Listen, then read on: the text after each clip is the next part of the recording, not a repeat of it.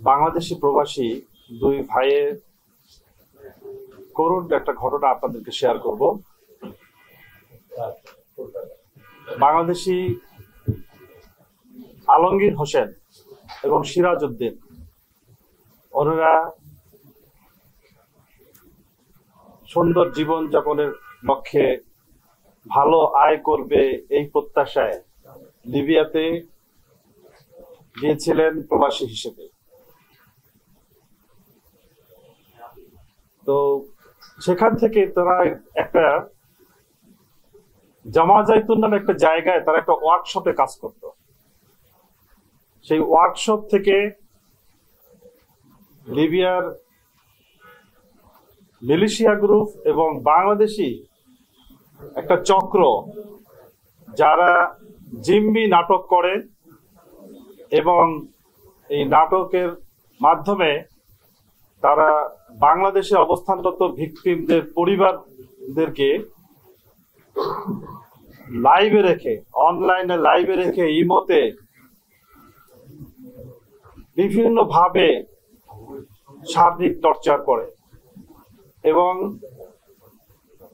প্রত্যেকের পরিবারের কাছে 22 লক্ষ করে টাকা তারা মুক্তিপণ চায়। মূলত আজকের এই ব্রিফিংটা লিবিয়াতে এই সিরাজ উদ্দিন এবং আলমগীর হোসেনদের এই দুইজন ভিকটিমের লিবিয়াতে তাদের যে করুণ টর্চার হয়েছে এবং তাদেরকে আমরা যেভাবে বিভিন্ন পন্থা অবলম্বন করে আমরা যেভাবে তাদেরকে উদ্ধার করে নিয়ে এসেছি বাংলাদেশে, আমাদের কাছে আলমগীর হোসেনকে আমরা ইতিমধ্যে বাংলাদেশে গতকালকে আমরা রিসিভ করেছি। সেই বিষয়ে আপনাদেরকে আমরা তথ্য দেওয়ার জন্য আজকে আপনাদেরকে কষ্ট দিয়ে আপনাদেরকে নিয়ে এসেছি। মূলত ওনাদেরকে জামা জাইতুন থেকে জিম্মি করে অজ্ঞাতনামা স্থানে নিয়ে যাওয়া হয়। এই অজ্ঞাতনামা স্থানে একদম জেলখানার সেলের মতন ছোট ছোট খুপড়িতে ওনাদেরকে আটক রাখা হয় এবং দীর্ঘ 42 দিন অনাহারে রাখা হয়। প্রচন্ড নির্যাতন করা হয়, ঝুলিয়ে পিটানো হয়, বিভিন্ন ভাবে হাত পা বেঁধে নানান কৌশলে তাদেরকে ভয়ঙ্কর ভাবে টর্চার করা হয়, যাতে করে টর্চারের মাত্রা বেশি করার কারণ হচ্ছে যত টর্চার করবে তারা মনে করে যে তারা টাকা বেশি পাবে এবং দ্রুত পরিবারগুলো রেসপন্স করবে। একটা পর্যায়ে পরিবারের সদস্যরা, বাংলাদেশে যে পরিবারের সদস্যগুলো ছিল, দুইটা পরিবারের সদস্য, মূলত এদের দুইজন ভিকটিমের বাড়ি হচ্ছে নোয়াখালীতে। একজনের বাড়ি চাটখিলে, নোয়াখালী চাটখিল, আর একজনের বাড়ি বেগমগঞ্জে। কিন্তু তাদের পরিবার ঢাকায় থাকে, বাদী পক্ষ ঢাকায় থাকে। তারা যখন উপায়ন্তর না পেয়ে প্রথমে তারা এই জিম্মিকারী গ্রুপদেরকে প্রথমে 1.5 লক্ষ টাকা দেয় এবং পরবর্তীতে 4 লক্ষ টাকা দেয়। আমরা প্রথমে তারা এই 1.5 লক্ষ টাকা দেওয়ার পরেই তারা জীবন বাঁচানোর তাগিদে, এই ভিকটিমদের জীবন বাঁচানোর তাগিদে তারা প্রবাসী কল্যাণ মন্ত্রণালয়ের বিভিন্ন জায়গায় ধর্ণা দিয়েছে যাতে করে ভিকটিমদেরকে উদ্ধার করা যায়। এবং এরপরেই আমাদের কোনোভাবে তারা জানতে পারে যে আমি যখন পিবিআই নরসিংদীতে পুলিশ সুপার হিসেবে ছিলাম গত বছরে, আপনারা অনেকে জানেন, আমরা ভিকটিম রোমেলকে উদ্ধার করে নিয়ে এসেছিলাম এবং আমরা আপনাদের একটা সাক্ষাৎকার দিয়েছিলাম পিবিআই হেডকোয়ার্টারে। তারা জানতে পারে যে লিবিয়া থেকে আমরা ভিকটিমকে উদ্ধার করেছি, যার ফলে তারা আমাদের পিবিআই হেডকোয়ার্টারে, আমাদের পিবিআই অতিরিক্ত আইজিপি জনাব মোস্তফা কামাল স্যারের কাছে ওনারা যান। পরিবারের পক্ষ থেকে তাদের জীবিত উদ্ধার করার জন্য এবং তাদেরকে রক্ষা করার জন্য, সেভ করার জন্য নানাভাবে অনুরোধ করেন। আমরা আজকের ব্রিফিং এ মাননীয় অতিরিক্ত আইজিপি মোস্তফা কামাল স্যারকে ধন্যবাদ জানাতে চাই।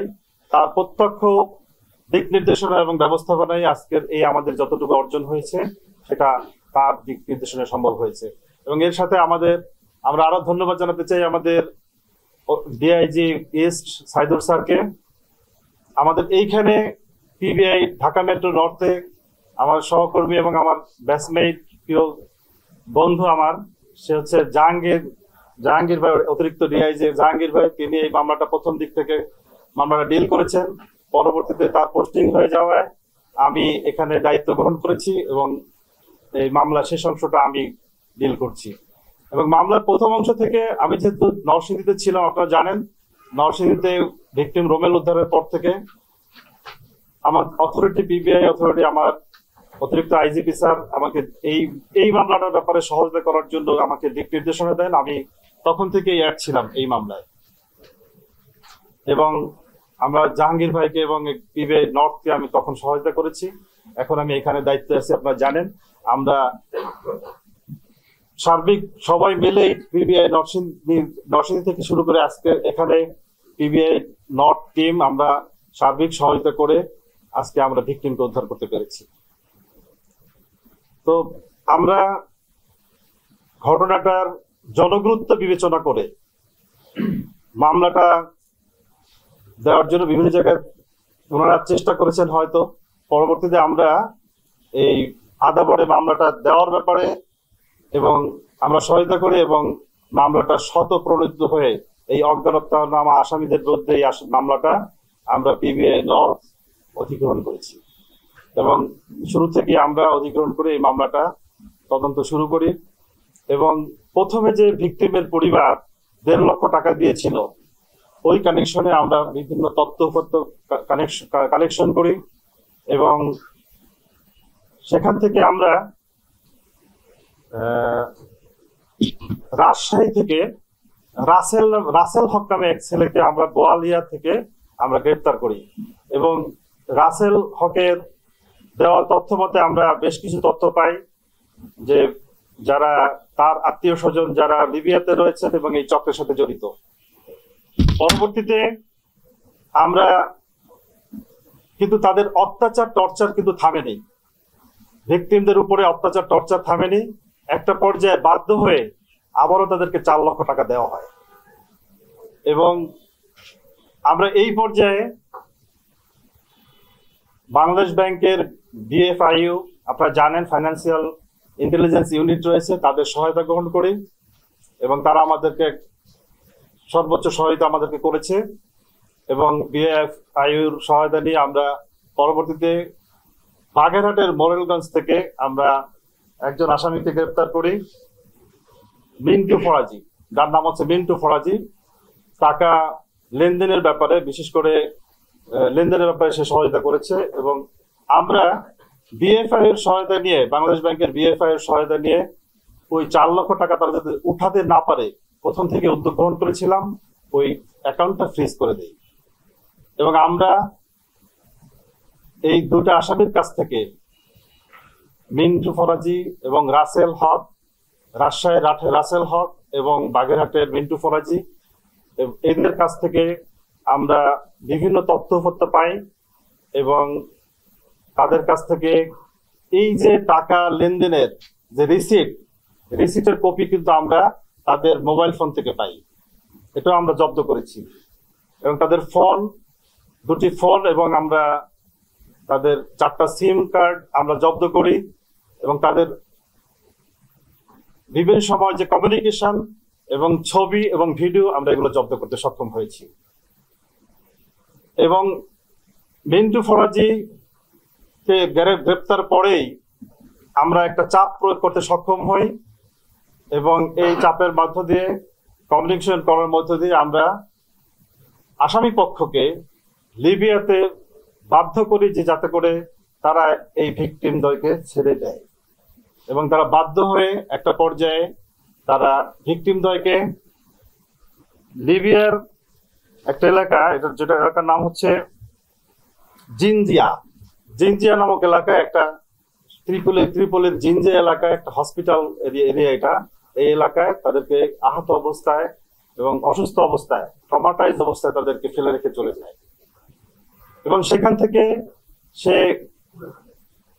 তারা দুজন ভিকটিম অনেক কষ্টে তাদের পরিচিত জসিম নামে এক ভদ্রলোক নোয়াখালী বাড়ি, যার এলাকা তিনি থাকতেন হচ্ছেন জেরেস্তা মিলা নামক এলাকা ত্রিপলির ভিতরে। সেখানে তারা দুজন গিয়ে কোনোভাবে তাদের আশ্রয় নেয় এবং ওই ছেলেটা জসিম, সেও নোয়াখালীর ছেলে হিসেবে তাদেরকে আশ্রয় দেয় এবং সহায়তা করে। এবং আমরা এখান থেকে যোগাযোগ করে আমরা ব্রাক ইমিগ্রেশন নামে একটা প্রতিষ্ঠান আছে, আপনারা জানেন, ব্রাক ইমিগ্রেশনের সহায়তা নেই। এবং IOM নামে ইন্টারন্যাশনাল একটা অর্গানাইজেশন আছে, জাতিসংঘের একটা programme, IOM International Organization for Migration. এই IOM এর আমরা সহায়তা নেই, যাতে করে এই ভিকটিম দুজন সঠিক চিকিৎসা পায় এবং তারা যাতে শেল্টার হোমে থাকতে পারে, যেহেতু তারা ছিল অবৈধ এবং তারা ছিল প্রচন্ডভাবে অসুস্থ। তাদের শরীরের নানা জায়গায় পচন ধরেছিল, পায়ে এবং বিভিন্ন জায়গায় পচন ধরেছিল, ভয়ঙ্কর অবস্থা ছিল। আপনাদেরকে আমরা ভিডিও দিব, ছবি দিব ওই সময়কার। আপনারা ভিকটিম আলমগীর আমাদের কাছে উদ্ধার হয়ে এসেছে, তাদের সাথে আপনারা কথা বলতে পারবেন, তার পরিবারের সাথে আপনারা কথা বলতে পারবেন। তো আমরা এই ভিকটিমদেরকে উদ্ধারের জন্য ঢাকা সিটির বিভিন্ন জায়গায়, নারায়ণগঞ্জের বিভিন্ন জায়গায়, রাজশাহীর বিভিন্ন জায়গায় এবং বাগেরহাটের বিভিন্ন জায়গায় আমরা অভিযান পরিচালনা করেছি। এবং এই আসামি গ্রেপ্তারের মধ্য দিয়ে তাদের প্রেশার ক্রিয়েট করে এবং IOM, ব্রাক ইমিগ্রেশন, BFIU এবং সর্বশেষ আমাদের বাংলাদেশ পররাষ্ট্রের লিবিয়ার যে এম্বাসি, তাদের সহায়তা নিয়ে আমরা ভিকটিমকে বাংলাদেশে নিয়ে আসতে সক্ষম হয়েছি। এবং এই দুইজন ভিকটিমের ওখানে অবৈধ হয়ে যাওয়ার ফলে লিবিয়াতে 500 রিয়াল করে প্রতি মাসে প্রতিজনের জন্য বোধহয় ওখানে জরিমানা দেওয়া হয়, জরিমানা ধার্য করা হয়। যতদিন তারা অবৈধ থাকবে ততদিন এটা তার জন্য জরিমানা নির্ধারণ করে। এই সকল বিষয়গুলো আমাদেরকে ব্রাক ইমিগ্রেশন সহায়তা করতেছে এবং ভিকটিমের হাতে